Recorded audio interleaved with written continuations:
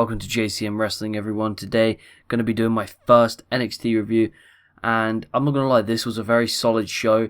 I felt as if it was better than the past couple of weeks, and it had like a good build-up heading in, building a few more rivalries, especially with the Finn Balor Kevin Owens feud that hasn't really had that much build-up, because Kevin has mainly been feuding with obviously Cena on the main roster and Samoa Joe on NXT. So it was pretty good to see how this show started off with a little video package, just kind of promoting that match for the July event. I thought it was well put together, and it got me pretty excited for the match.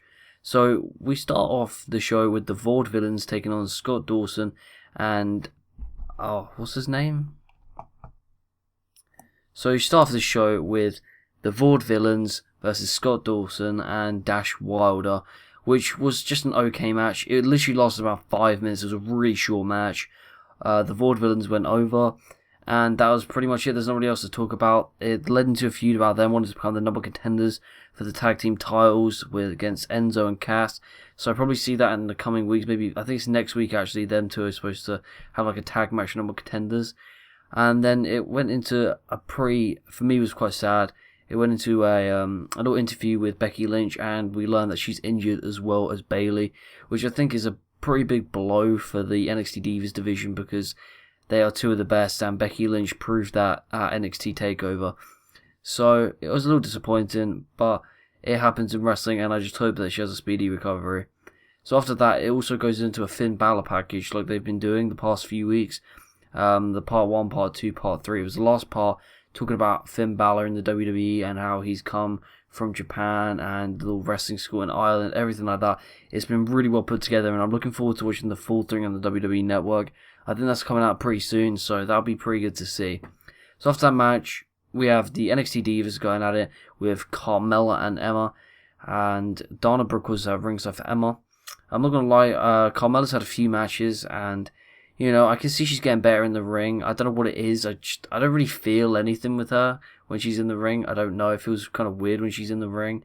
Emma, I think it's definitely good her going heel. She was probably the most stupid face I've ever seen in my life. What the fuck she was doing with her arms and Raw Santino was absolutely pathetic. Thank fuck that shit stopped. But Emma went over with a submission, leading to a tag match, I think, for next week as well. Sasha Banks has to find a tag partner against Emma and Dana Brooke.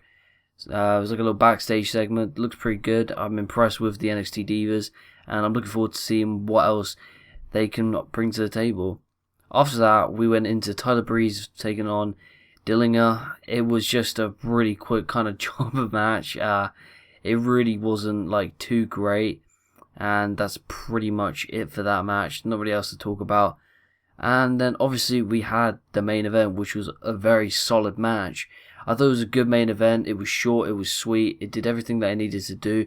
Kind of hype you up and kind of prepare Finn Balor versus Kevin Owens. Like I said, it hasn't had that much build up since the match was announced. But I can see Finn Balor taking the title off Kevin Owens this Saturday. I really can, and I hope he does, because I want to see Kevin Owens like mainly focus on the main roster, because he recently got best wrestler of the year so far, but I think it was like the Rolling Stones magazine or something like that. So that's pretty exciting for him. But yeah, this match was good. They all put in pretty good performances. Even though for me, Rhino is kind of a weak link in that match, because I just don't think he can really compete with Finn Balor, Samoa Joe, or Kevin Owens. But he did really well in the match, and the match was pretty solid. End up Finn Balor getting the pin after Kevin Owens got gored by accident, and obviously Finn Balor hit his top rope finisher.